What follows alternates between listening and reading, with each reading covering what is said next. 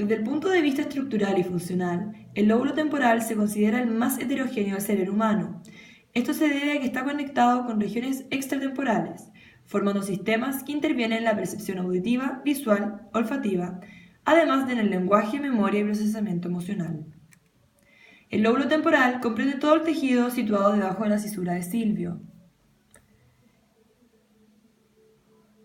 y delante del lóbulo occipital.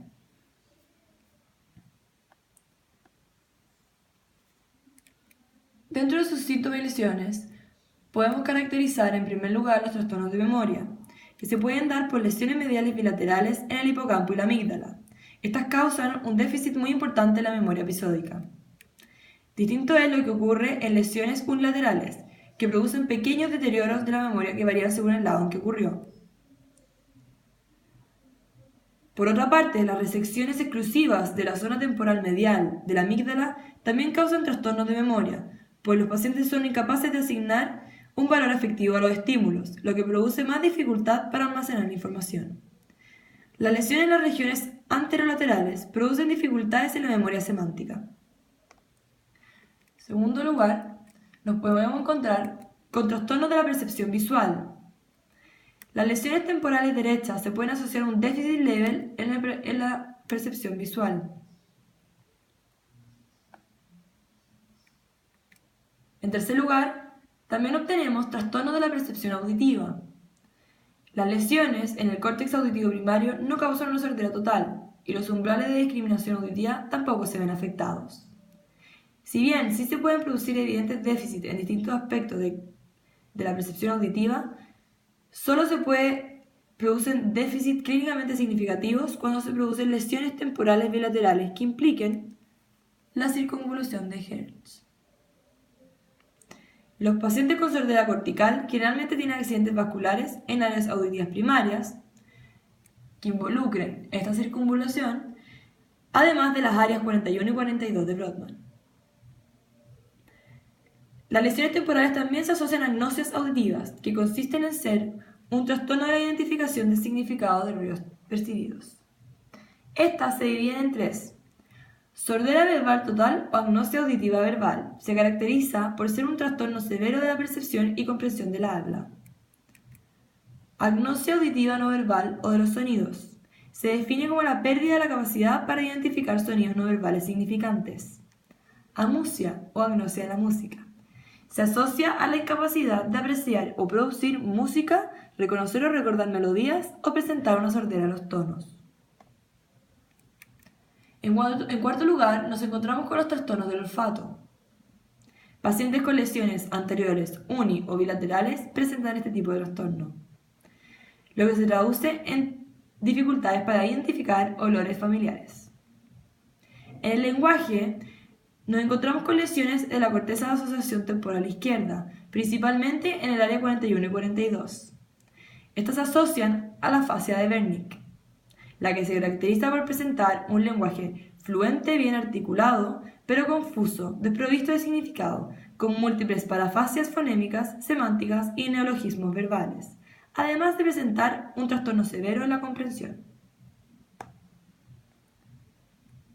En sexto lugar, nos encontramos con el aspecto del afecto, motivación y personalidad, que se describe con la prevalencia de trastornos del comportamiento intericales en pacientes con epilepsias en primer lugar. Sin embargo, hay que tener en cuenta que no está aceptado de manera unánime que el tener este tipo de epilepsia aumenta el riesgo de tener trastornos psiquiátricos. El trastorno de personalidad es mejor conocido como síndrome de Gstaad y Despang, que se caracteriza por la presencia de preocupaciones exageradas en temas morales, filosóficos y metafísicos, hiperreligiosidad, hiperviscosidad y tener hipergrafia y trastorno de relaciones interpersonales, además de una hiposexualidad y presencia de comportamientos agresivos. En segundo lugar, tenemos la categoría de síndrome Kluver-Bucy. Es considerado el síndrome temporolímbico más característico, y su diagnóstico requiere la presencia de 3 de estos síntomas: conductas temerarias con pérdida de ansiedad y del miedo, trastornos alimenticios con bulimia y pérdida de la selectividad alimentaria, comportamientos sexuales anormales, hiperolaridad, tendencia a explorar objetos con la boca, y ceguera psíquica o agnosia visual.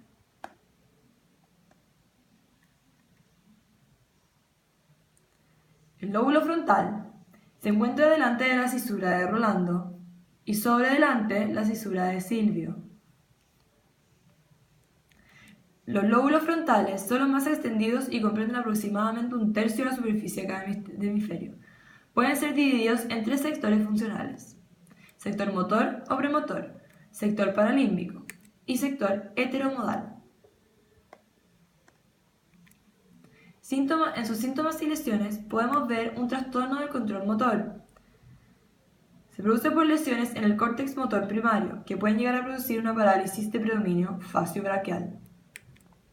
Lesiones en la cara medial del hemisferio pueden producir déficit motores de predominio crural. Junto con parálisis se puede producir también una incoordinación motriz.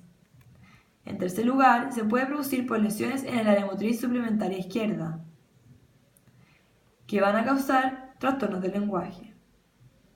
Dentro de ellos podemos encontrar clasificados los trastornos paroxísticos, trastornos transitorios de algunos días de duración, como la afemia y el mutismo, y trastornos más permanentes, como la anomia y la disminución de la iniciativa verbal y fluidez.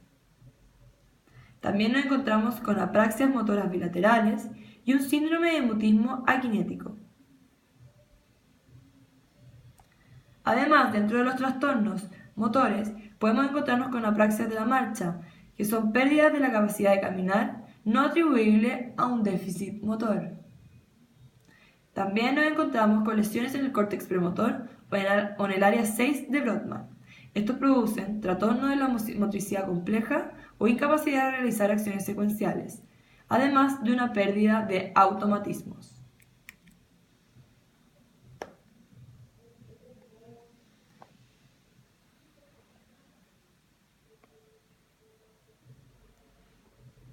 Nos encontramos también con trastornos cognitivos, que se producen por lesiones en el córtex prefrontal dorsolateral.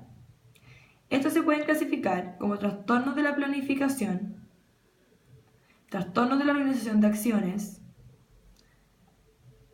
trastornos de la capacidad de resolución de problemas, y perseveraciones y distractibilidad. También por trastornos del lenguaje, trastornos de la memoria a largo plazo y trastornos de la memoria del trabajo.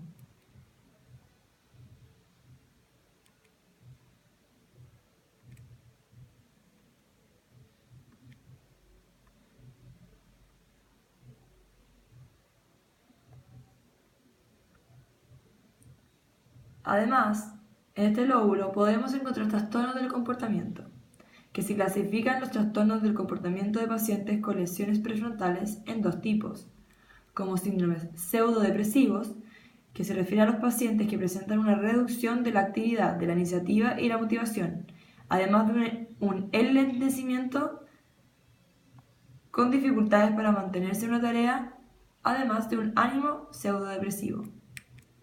Síndrome pseudopsicótico, que se caracteriza en pacientes que presentan desinhibición importante, falta del tacto y la empatía, irritabilidad, falta de introspección y humor maníaco y eufórico. El lóbulo occipital está casi exclusivamente asociado a la visión. La información visual se envía a la corteza extrastriada, que corresponde a la corteza de asociación y utiliza dos vías para esto. Tenemos la corriente ventral, más conocida